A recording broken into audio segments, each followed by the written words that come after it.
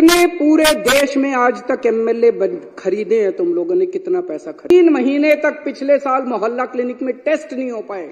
इन्होंने पेमेंट रोक दी लेबोरेटरीज की। इतने गंदे और इतने घटिया लोग हैं। कहते राम भक्त है। भगवान राम ने कभी नहीं कहा था कि गरीबों की दवाइयां रोक। पता नहीं किस मिट्टी के बने हैं। पाप लगेगा आपको विधुड़ी जी। आप बता के जाना अपनी पार्टी वालों को क्यों किया उन लोगों ने। दुश्मनी मेरे से है, दुश्मनी केजरीवाल से है। दिल्ली के 2 करोड़ लोगों से क्यों बदला ले रहे हो तुम लोग? कि 2024 के अंदर बीजेपी अगर नहीं हारी लोकसभा चुनाव तो 2029 के अंदर आम आदमी पार्टी इस देश को बीजेपी से मुक्ति दिलाएगी।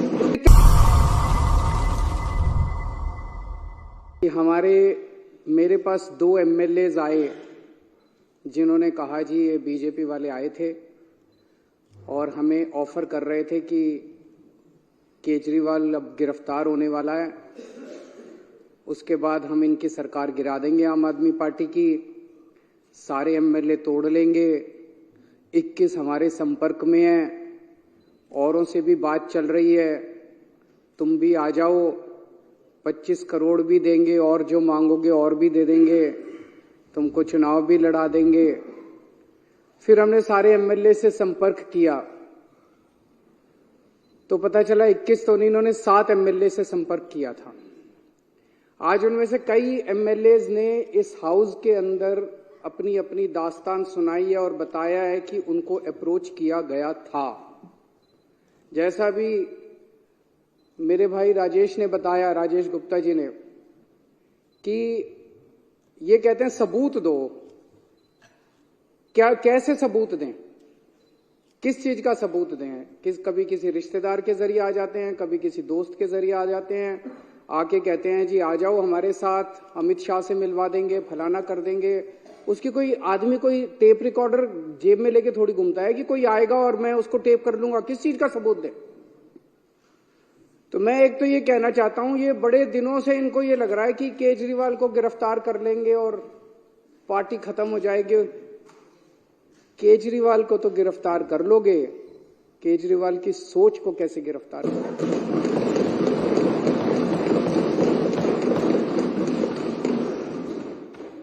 और एक केजरीवाल को गिरफ्तार कर लोगे, मेरे भारत मां की कोख से 1 लाख केजरीवाल पैदा हो जाएगा। आज जिस तरह से इन्होंने आम आदमी पार्टी पे हमला बोला हुआ है, इतने हमारे नेता गिरफ्तार कर लिए, हमारा सारा काम रोकने की कोशिश कर रहे हैं, धमकियां दे रहे हैं, ये कर रहे हैं, वो कर रहे हैं, सब तरफ से, चारों तरफ से हमले ही हमले हमारे ऊपर किए जा रहे हैं। देश का एक एक बच्चा देख रहा है कि हो क्या रहा है। सारे लोग देख रहे हैं, इनको लगता है लोग बेवकूफ है, लोग बेवकूफ नहीं है। अब पार्कों के अंदर चर्चा होने लगी है कि यह चल क्या रहा है, तो लोग एक प्रश्न पूछने लगे हैं, क्या मोदी जी केजरीवाल को खत्म करना चाहते हैं? क्या मोदी जी केजरीवाल को क्रश करना चाहते हैं? क्या मोदी जी केजरीवाल को कुचलना चाहते हैं? ये मैं नहीं पूछ रहा, देश का बच्चा बच्चा पूछने लगा है। जिस तरह का अटैक आम आदमी पार्टी के, इतने सारे हमारे नेता गिरफ्तार कर लिए। कभी भारत क्या दुनिया के इतिहास में हमारा नंबर 2 भी अंदर है, नंबर 3 भी अंदर है, नंबर 4 भी अंदर, अब कह रहे हैं नंबर 1 को भी अंदर डालेंगे। तो इस तरह का आक्रमण कभी नहीं देखा गया। तो ये चर्चा चल रही है, ये क्यों हो रहा है? क्योंकि आज पूरे देश के अंदर बीजेपी का सबसे बड़ा चैलेंजर आम आदमी पार्टी है। आज अगर बीजेपी को खतरा है, भविष्य का खतरा है, तो केवल और केवल आम आदमी पार्टी से खतरा है। इसलिए बीजेपी येन केन प्रकारेन जो मर्जी करके आम आदमी पार्टी को कुचलना चाहती है। और आज पूरी जिम्मेदारी के साथ मैं कहना चाहता हूं, इसमें कोई अहंकार नहीं है, कि 2024 के अंदर बीजेपी अगर नहीं हारी लोकसभा चुनाव तो 2029 के अंदर आम आदमी पार्टी इस देश को बीजेपी से मुक्ति दिलाएगी।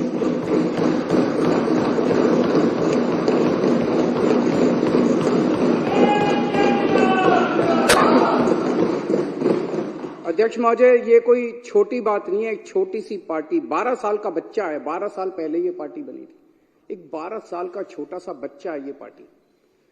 इस 12 साल के बच्चे ने इतने बड़े बड़े पार्टियों को चने चबा दिए। इस देश के अंदर 1350 पार्टियां रजिस्टर्ड हैं, 1350।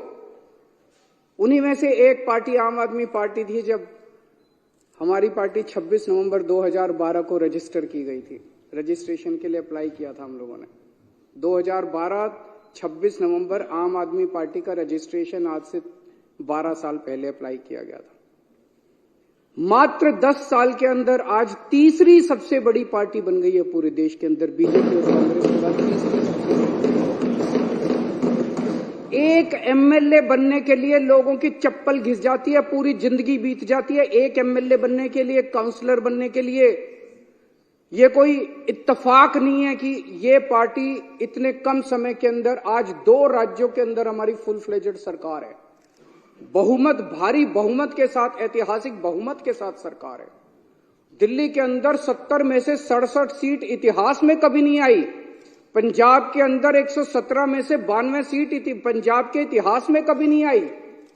गुजरात के अंदर पहली बार चुनाव लड़े, पहली बार के अंदर हमारे 14% वोट और 5 एमएलए आ गए। गोवा के अंदर पहली बार चुनाव लड़े और गोवा के अंदर हमारे आज 2 एमएलए हैं। ये कोई छोटी बात नहीं है, इतनी छोटी सी पार्टी और इतना बड़ा। और चंडीगढ़ के अंदर तो आपने देखा हमारा मेयर इन्होंने किस तरह से छीन लिया इन लोग।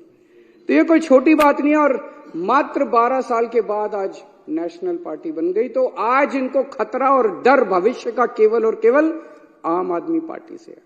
और ये भी जानते हैं, और फिर मैं दोहरा रहा हूं कि अगर ये 2024 में जीत जाते हैं तो 2029 में बीजेपी को इस देश को बीजेपी से मुक्ति आम आदमी पार्टी दिलाएगी। कुछ लोग ये भी कहते हैं जब चर्चा करते हैं लोगों के साथ, लोगों में, मैं तो ये बता रहा हूं, ये मेरी भावनाएं नहीं है, लोगों की, जनता के अंदर जो चर्चा चल रही है, कुछ लोगों का ये भी कि आम आदमी पार्टी के पीछे इसलिए पड़ रही है, दिल्ली की हार को पचा नहीं पा रहे। याद करो 2014 में मई के महीने में क्या जबरदस्त बहुमत लेके मोदी जी आए थे, क्या जबरदस्त। उसके बाद हरियाणा जीत गए, महाराष्ट्र जीत गए। एक अश्वमेध यज्ञ का घोड़ा चला था, ऐसे लग रहा था जैसे इस घोड़े को कोई नहीं रोक पाएगा। और फिर जब 2015 में ये घोड़ा दिल्ली पहुंचा तो दिल्ली के 2 करोड़ लोगों ने इसको रोक लिया। और केवल रोका नहीं, 70 में से 67 सीट बीजेपी केवल 3 पे सिमट गई। तो लोगों को क्या कहना है कि तब से इन लोगों ने ठान लिया कि इस पार्टी को तो नहीं छोड़ना, इस पार्टी को तो कुचलना है किसी भी तरह से। और फिर अक्सर देखा गया इस तरह के नई पार्टियां आती हैं, आंदोलन से निकलती हैं, बनती हैं और फिर एक ही चुनाव में खत्म हो जाती हैं। इनको पूरी उम्मीद थी कि एक चुनाव के बाद हम इतना इनको तंग करेंगे। आने के बाद इन्होंने बहुत तंग किया, हमें काम नहीं करने दिया इन लोगों ने। लेकिन 5 साल के बाद इनको उम्मीद थी चलो 2015 तो जीत गए, 2020 में इनकी सरकार नहीं बनने दें।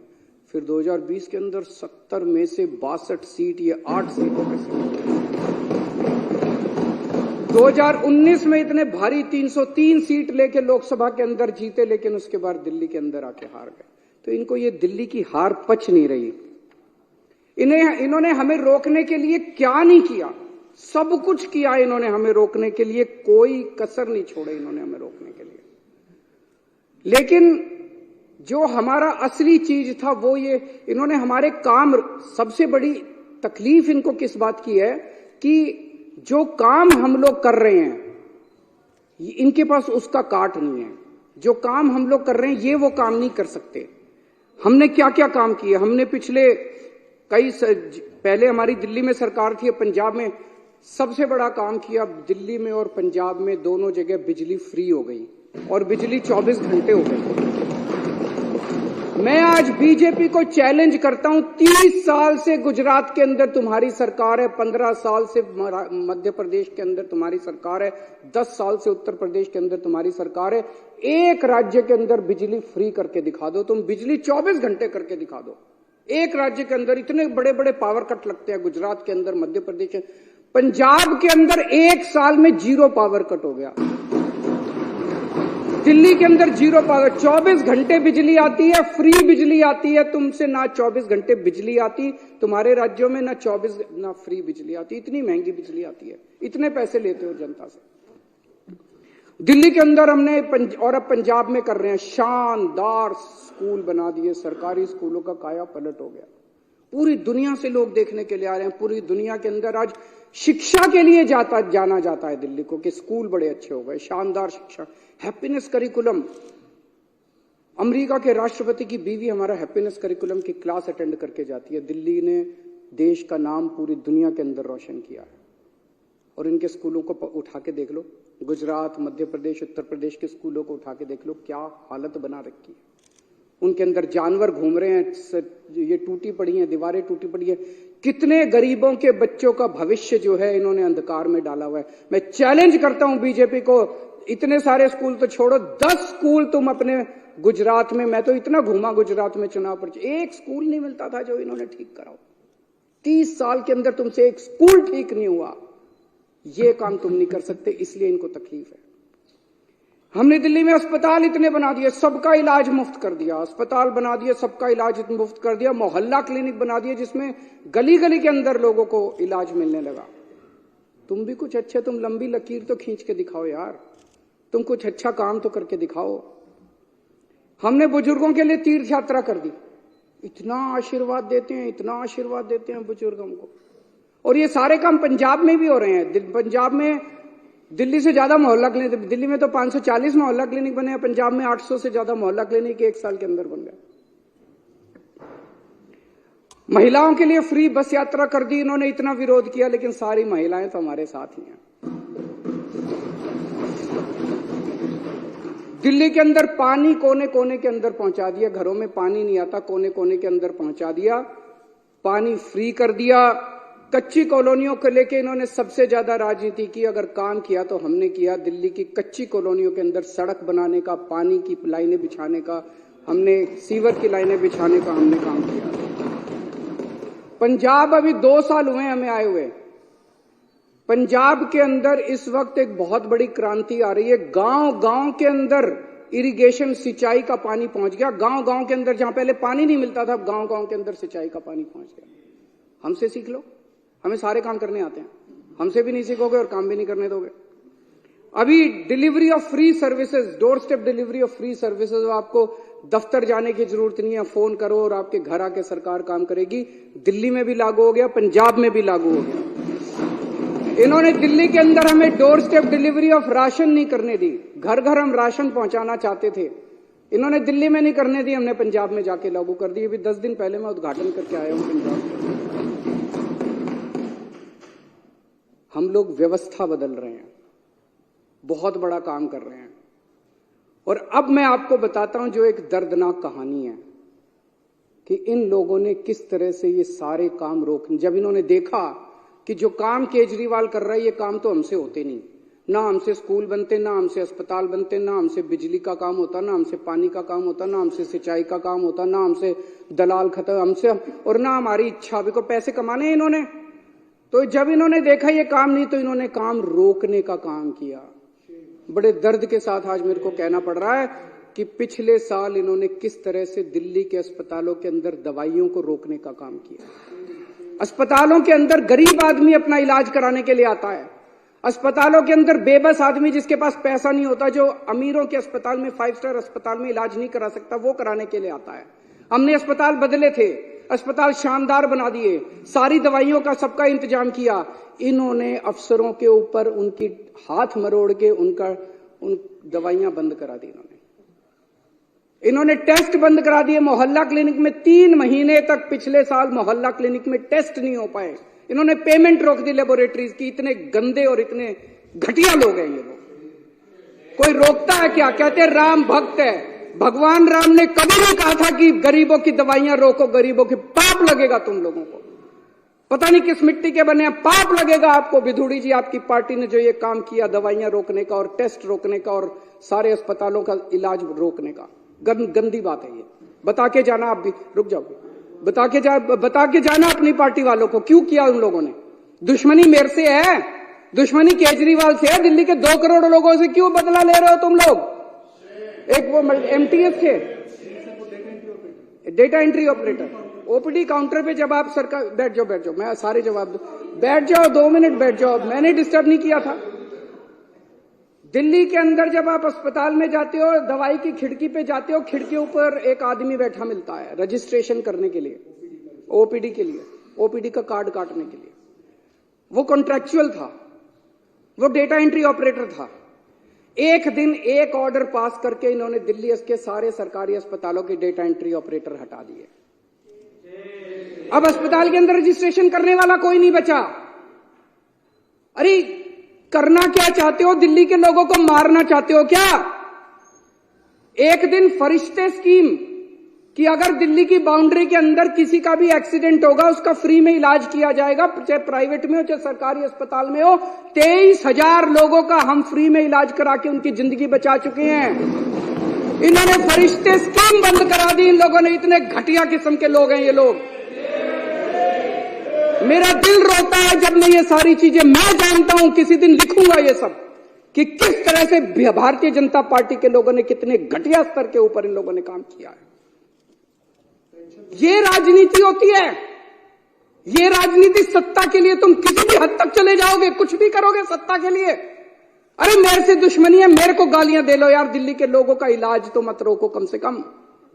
आप लोगों को लगेगा केजरीवाल झूठ बोल रहा है। भाई सरकार तो हमारी है, फिर ये कैसे रोक सकते हैं? ऐसा मन में आएगा ना कि भाई सरकार तो हमारी है, सरकार तो केजरीवाल की है, फिर ये कैसे रोक सकते हैं? मैं बताता हूं कैसे रोक सकते हैं। सर्विसेज इनके पास है। सर्विसेज का मतलब ट्रांसफर पोस्टिंग, किस अफसर को कहां लगाना है, कहां से हटाना है, किस अफसर के खिलाफ कार्रवाई करनी है। अगर कोई अफसर करप्शन करता है तो उसके खिलाफ कार्रवाई, डिसिप्लिनरी प्रोसीडिंग, विजिलेंस, जेल भेजना, ये सारा इनके पास है। पूरा अफसरशाही के ऊपर और स्टाफ के ऊपर और कर्मचारियों के ऊपर इनका कंट्रोल है। आज मेरे को जो मेरा चपरासी मेरे कमरे में चाय पिलाने आता है, अगर कल वो कह दे मैं चाय नहीं पिलाता, मैं उसकी ट्रांसफर नहीं कर सकता मुख्यमंत्री होके भी। इतनी भी पावर नहीं है मेरे पास। सुप्रीम कोर्ट ने ऑर्डर पास किया, भाई ऐसे सरकार नहीं चल सकती, इनके ऊपर कंट्रोल मुख्यमंत्री का होगा। इन्होंने कानून ला के पास कर दिया कि नहीं, कि मुख्यमंत्री का नहीं होगा, एलजी का कंट्रोल होगा, केंद्र सरकार का कंट्रोल होगा। अब ये क्या कर रहे हैं? एक एक आईएएस अफसर को बुला के धमकी दी जा रही है। धमकी क्या दी जा रही है? कि अगर तुमने इस सरकार का एक भी काम किया, किसी भी मंत्री का एक भी काम किया, तुमको जेल भेज देंगे, तुमको सस्पेंड कर देंगे, तुम्हारे ऊपर झूठा केस बना देंगे। जैसे इतने सारे झूठे केस अभी इन्होंने बताए, तुम्हारे ऊपर झूठा केस बना देंगे, सस्पेंड कर देंगे, ईडी लगा देंगे, सीबीआई लगा देंगे। खबरदार अगर तुमने इनका साथ दिया तो। रो रहे हैं आईएएस अफसर, रो रहे हैं दिल्ली सरकार के कर्मचारी। एक मेरे पास अफसर आया, टप टप आंसू बह रहे थे, 56 साल की उम्र है उसकी, और टप टप टप टप आंसू बह रहे थे उस आईएएस अफसर के। वो बेचारा, वो कहता है कि मैंने कभी ऐसी नौकरी नहीं देखी, इस तरह का माहौल मैंने कभी नहीं देखा कि खुलेआम हमें धमकाया जा रहा है। दिल्ली के अंदर, पूरी दिल्ली के अंदर पानी का संकट इन्होंने और सीवर का संकट पैदा कर रखा है। कैसे? आप लोगों ने, इस पूरी विधानसभा ने बैठ के बजट पास किया पिछले साल। आपने कहा भाई 5,000 करोड़ रुपए बजट होगा दिल्ली जल बोर्ड का। वो सारा पैसा लेके बैठ गए ये लोग। फाइनेंस डिपार्टमेंट पैसा नहीं दे रहा जल बोर्ड का। 6 महीने से पैसा नहीं मिला जल बोर्ड को। जल बोर्ड चलेगा कैसे? छोटे मोटे रिपेयर का पैसा भी नहीं मिला जल बोर्ड के पास रिपेयर का पैसा भी नहीं बचा। छोटा मोटा धमकी दी जा रही है कि फाइनेंस डिपार्टमेंट के प्रिंसिपल सेक्रेटरी को धमकी दी जा रही है, खबरदार अगर तूने पैसा दिया। दिल्ली को ये बर्बाद करना चाहते हैं। चारों तरफ सीवर बहने लग गया, पानी का संकट हो रहा है। अल्टीमेटली सौरभ भारद्वाज और अतिशी ने मिलकर हाईकोर्ट में केस करा। हाईकोर्ट ने ऑर्डर कर दिया पैसा तुरंत रिलीज करो। अगली हेयरिंग 29 फरवरी को है, अभी तक नहीं करा इन्होंने। ना ये सुप्रीम कोर्ट की मानते, ना ये हाईकोर्ट की मानते। अब एक और संकट पैदा कर दिया इन्होंने। पानी के बिलों का बहुत बुरा हाल हो रहा है दिल्ली के अंदर। अनाप शनाप बिल आ रहे हैं, गलत बिल है, सारे के सारे गलत बिल है। हमने प्रस्ताव रखा, आप ही बताना अगर गलत है तो। हमने कहा भाई अगर किसी का पानी का बिल गलत है, आपके पिछले सालों के अंदर 3 साल 4 साल 5 साल जब से आपने पैसे नहीं भरे, आपके 2 या 2 से ज्यादा अगर कोई भी ओके बिल है, उसको हम ले लेंगे, उसका एवरेज निकालेंगे और एवरेज के हिसाब से बाकी सारी कर देंगे। ठीक है कि नहीं है? गलत है कि ठीक है? हमने ये बनाया प्रस्ताव बना के अफसरों को भेजा, इसको लागू करो। अफसरों ने फाइल पे लिख दिया कि हम नहीं लागू करते। फिर बुला के पूछा उनसे, अफसरों से, रोने लग गए बेचारे। बोले जी कह रहे हैं तुम्हारी नौकरी चली जाएगी, तुमको जेल में डाल देंगे अगर तुमने ये प्रस्ताव पारित किया तो। लेकिन प्रस्ताव तो पारित करा के छोड़ेगा केजरीवाल।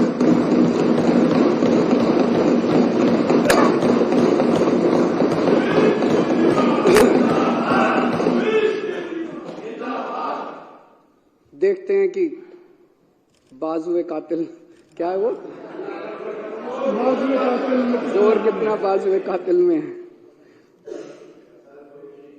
उन्होंने बिजली की सब्सिडी बंद करने की कोशिश की थी, मेरे को याद है। पिछले साल से खूब नौटंकी मचा रखी है उन्होंने। कभी बिजली कंपनियों के डायरेक्टर हटा दिए, कभी ये हटा दिया, वो हटा दिया कि बिजली की सब्सिडी बंद करो। इनको पता है कि बिजली की सब्सिडी से सबसे ज्यादा जनता प्रभावित है। होने नहीं दी मैंने इन लोगों की गंदी चाल।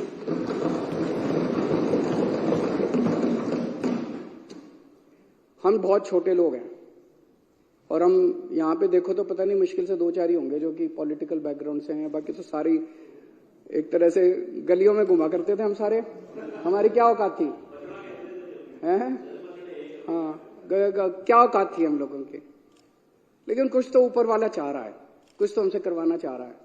मतलब एक सुंदर नगरी की झुग्गियों के अंदर मैं यूं ही घुमा करता था, कोई नहीं पूछता था। परिवर्तन नाम की एनजीओ चलाया करता था, आप लोग भी अपनी अपनी जिंदगी चला रहे थे। अचानक वहां से उठा के लोगों का पता नहीं क्या प्यार था, क्या किस्मत थी, ऊपर वाला हमसे क्या कराना चाह रहा है, यहां पहुंचा दिया हम लोगों को। और अब इतने बड़े बड़े षड्यंत्र हमारे खिलाफ चल रहे हैं, इतने बड़े बड़े षड्यंत्र, और हम भी डटे हुए हैं, कुछ कर नहीं पा रहे ये लोग। क्यों? करोड़ों लोगों की दुआएं हमारे साथ। 18 लाख बच्चे सरकारी स्कूलों में पढ़ते हैं। उन बच्चों के माँ बाप से पूछ के देखो, इतनी दुआएं देते हैं हम लोगों को। उनके बच्चों का भविष्य बना दिया हम लोगों ने। उसमें बीजेपी वालों के भी हैं, कांग्रेस। हमने कभी राजनीति नहीं की, हमने ये नहीं कहा कि आम आदमी पार्टी वालों के बच्चों को एडमिशन देंगे, बीजेपी वाले। सारे आओ, सारे हमारे बच्चे हैं, चाहे बीजेपी वालों के चाहे कांग्रेस। बच्चे पढ़ जाएं। उन बच्चों के माँ बाप का आशीर्वाद हमारे साथ है। लाखों करोड़ों लोगों का मुफ्त में इलाज हुआ अस्पतालों के अंदर, मोहल्ला क्लिनिक के अंदर। उनकी दुआएं हमारे साथ है। और जिन जिन को तकलीफ हुई दवाइयां और ये रोकने की, उनकी बद्दुआएं इन लोगों के साथ है। उनकी बद्दुआएं इन लोगों के साथ है। बद्दुआएं छोड़ेंगी नहीं आप लोगों का पीछा, देख लेना। फरिश्ते के अंदर जो इतने सारे लोगों का इलाज कराया, उनकी दुआएं हमारे साथ है, उनका आशीर्वाद हमारे साथ है। इस आशीर्वाद को कैसे रोक पाओगे तुम लोग? केजरीवाल को तो गिरफ्तार करोगे, लोगों की दुआओं को कैसे गिरफ्तार करोगे?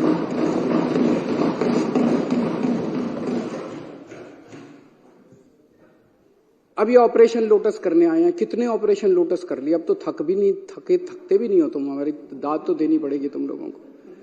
हमें क्यों नहीं तोड़ पा रहे ये लोग, हमें क्यों नहीं खरीद पा रहे? क्योंकि हमने कोई गलत काम नहीं किया।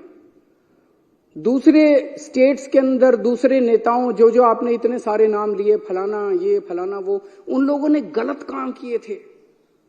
वो गलत काम किए थे, इसलिए उनको बीजेपी का संरक्षण चाहिए था, इसीलिए वो अपनी पार्टी छोड़ के इनके साथ चले गए। तो एक फॉर्मूला जान लो, अगर कोई व्यक्ति बीजेपी के दबाव में आके बीजेपी में चला जाए, वो चोर है। और अगर कोई व्यक्ति बीजेपी के दबाव के बावजूद बीजेपी में ना जाए, तो ईडी और सीबीआई वाले चाहे उसको जितने मर्जी जेल में डाल ले, वो कट्टर ईमानदार है। मनीष सिसोदिया पे इन्होंने कितना दबाव डाला। खुलेआम है मनीष सिसोदिया को बोले केजरीवाल की पार्टी छोड़ दे, केजरीवाल की सरकार गिरा के तेरे को मुख्यमंत्री बना देंगे। पर मनीष सिसोदिया हेमंत बिश्व शर्मा तो नहीं है, उसने कोई चोरी तो नहीं कर रखी। वो बोला मेरे को मुख्यमंत्री भी नहीं बनना और मैंने कोई गलत काम नहीं किया। तुम 1 साल 2 साल 3 साल रख लोगे, अल्टीमेटली तो मैंने बाहर आना ही आना है। मैंने कोई गलत काम नहीं किया, मैं क्यों टूटूंगा? आप सब लोगों को, इतने सारे लोगों को इन्होंने अप्रोच किया। मैं सलाम करता हूं आप लोगों को कि क्या गजब के लोग हो आप लोग। टूटे नहीं, आप टूटे नहीं। आप ही मेरी ताकत हो। दिल्ली के 2 करोड़ लोग और दिल्ली के जो आप 61 विधायक हो, आप सब लोग मेरी ताकत हो, जिसकी वजह से आज मैं इन लोगों का मुकाबला कर पा रहा हूं।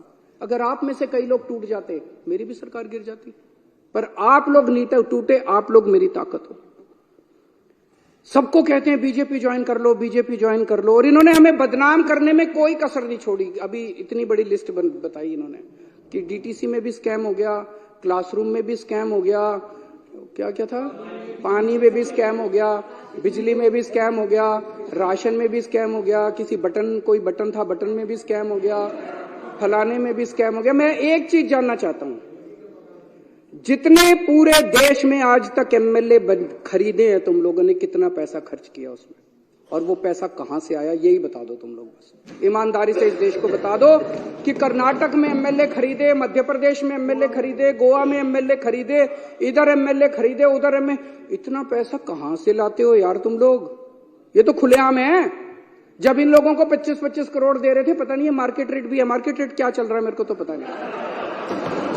मध्य प्रदेश में क्या रेट चल रहा है, कर्नाटक में क्या रेट चल रहा है, तो ये पैसा कहां से आता है, ये पैसा कहां से आ रहा है? तुम हमारे बटन में स्कैम ढूंढ रहे हो, 12 रुपए का बटन है, बटन में तुम स्कैम ढूंढ रहे हो। अरे तुम्हारे करोड़ों रुपए एक एक एमएलए पर 50-50 करोड़ रुपए खर्च कर दिए, ये पैसा कहां से आ रहा है, ये तो बता दो इस देश के लोगों को। इन्होंने पहले मेरे ऊपर कई 2-3 साल ऐसे थे जिसमें इन्होंने मेरे ऊपर जहां जाता था इंक फेंकते थे। खूब मैंने जिल्लत बर्दाश्त करी है, इंसल्ट बर्दाश्त करी है।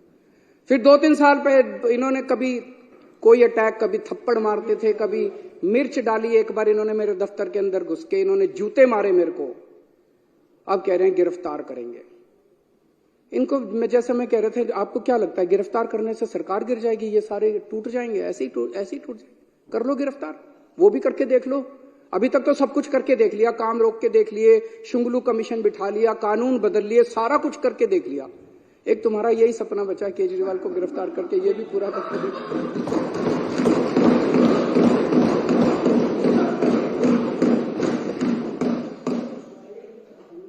अभी तक तुमने इतनी रेड मारी, एक भी नेता के खिलाफ इसके ऊपर मुकदमा चलना चाहिए। बीजेपी वालों के ऊपर ऐसे ही रेड मारने घुस जाते हो किसी के घर भी। कोई कानून नियम है, कायदा है या नहीं है, संविधान है या नहीं है? मनीष सिसोदिया क्या इतनी रेड मारी? आप लोगों में से कितने एमएलए क्या रेड मारी? सत्येंद्र जैन क्या रेड मारी? संजय सिंह क्या रेड मारी? कहीं कुछ एक नया चवन्नी मिली? एक पैसा नहीं मिला। अरे हमारी संपत्ति लोगों के दिलों के अंदर है, बैंक अकाउंट के अंदर नहीं, और हमारा बैंक अकाउंट लोगों की आंखों के अंदर। यहां नहीं है हमारी संपत्ति जहां ढूंढ रहे हो तुम लोग। अध्यक्ष महोदय, 2014-15 में 2 घटनाएं घटी उस फाइनेंशियल ईयर में।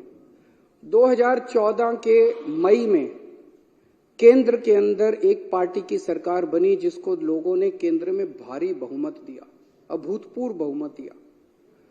और 2015 की फरवरी के अंदर दिल्ली में एक पार्टी की सरकार बनी जिसे लोगों ने भारी बहुमत दिया, अभूतपूर्व बहुमत दिया।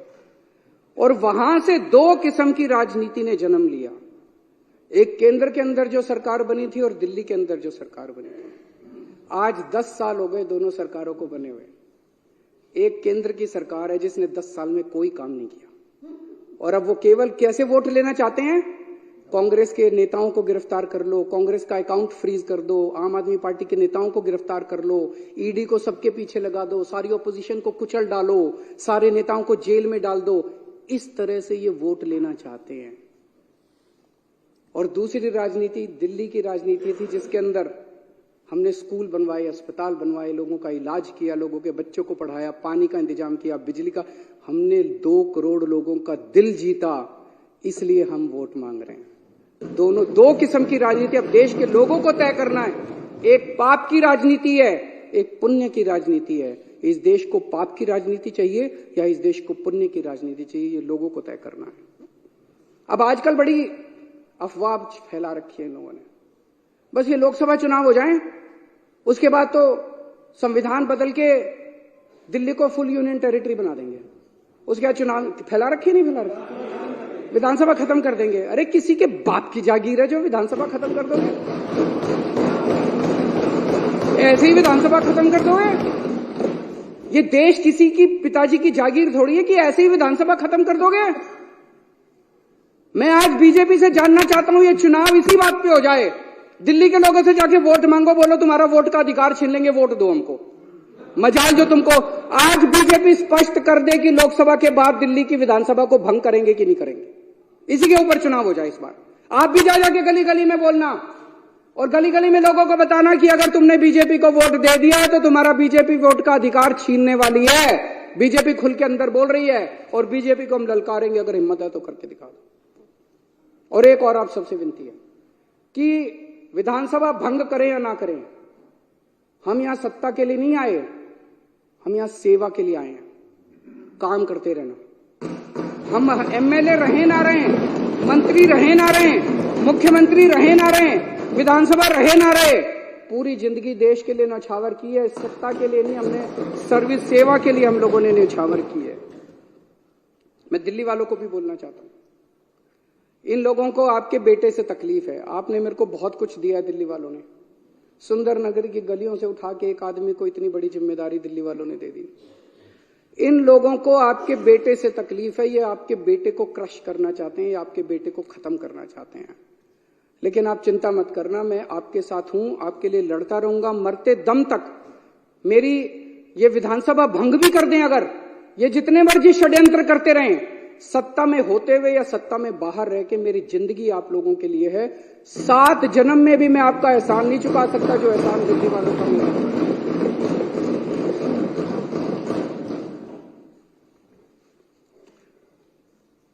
बीजेपी वाले राजनीति में सत्ता के लिए आए हैं, उनके लिए ये सत्ता की लड़ाई है, हमारे लिए ये सेवा की लड़ाई है। ये खूब षड्यंत्र रचेंगे, ये बार बार सत्ता को इस्तेमाल करके हमें कुचलने की कोशिश करेंगे। हम लोगों के आशीर्वाद से बार बार उठ के खड़े हो जाएंगे, फिर उठ के खड़े हो जाएंगे। जितनी बार ये कुचलने की कोशिश करेंगे, हम फिर उठ के खड़े हो जाएंगे। तुम्हारी मक्कारी के चक्रव्यूह से बाहर निकलने के लिए हमारे पास एक नहीं 100 अभिमन्यु इस पार्टी के अंदर हैं। आप जितने चक्रव्यूह रचोगे उससे ज्यादा भेद के हम बाहर निकल आएंगे। अध्यक्ष महोदय, इस जो प्रपोजल मैंने कल रखा था उसका मैं पूरी तरह से समर्थन करता हूं और मैंने पूरे अच्छे तरीके से बताया कि इसको लाने की क्या जरूरत पड़ी। मैं थोड़े से नंबर बता देता हूं कि एक भी आदमी हमारा नहीं टूटा। हमारे टोटल 62 एमएलए हैं, अभी यहां पे विधानसभा में 54 मौजूद हैं, 2 बीमार हैं, 3 आउट ऑफ स्टेशन हैं, 2 जेल में हैं, सत्येंद्र जैन और मनीष सिसोदिया, और एक के यहां शादी है। 54 यहां मौजूद हैं।